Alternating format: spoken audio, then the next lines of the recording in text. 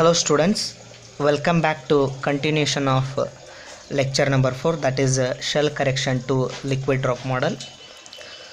In a previous class we come up to the that is equation that is shell correction to liquid drop model. We come to this step, that is ZMP plus NMN minus BNZ plus M microscopic.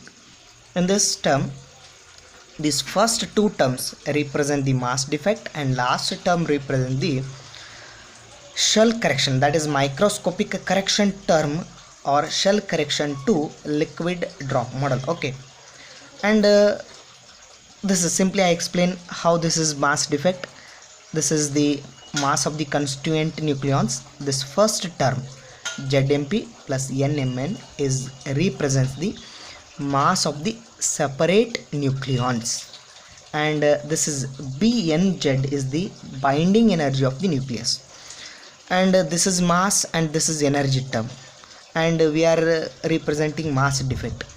Means simply we can convert energy into mass and mass into energy, and this is mass of the constituent nucleons and this is mass of the actual nucleus. Binding energy means mass of the actual nucleus term and plus microscopic correction term.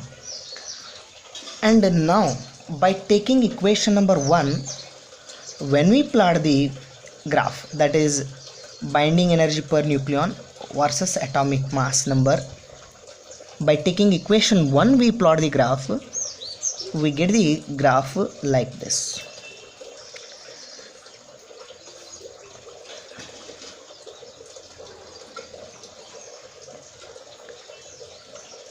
We get the graph like this by taking equation 1. When we plot the graph, we take, that is binding energy per nucleon versus atomic mass number.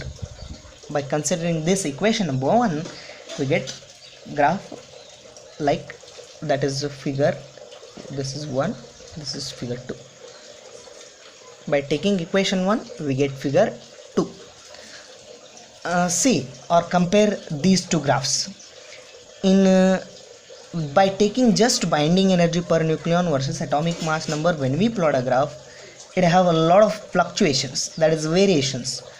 There is a lot of fluctuations is there in this region, and by taking this equation number 1, that is shell correction to liquid drop model, we have a very smooth graph. This is why we add shell correction to liquid drop model. Okay, thank you so much.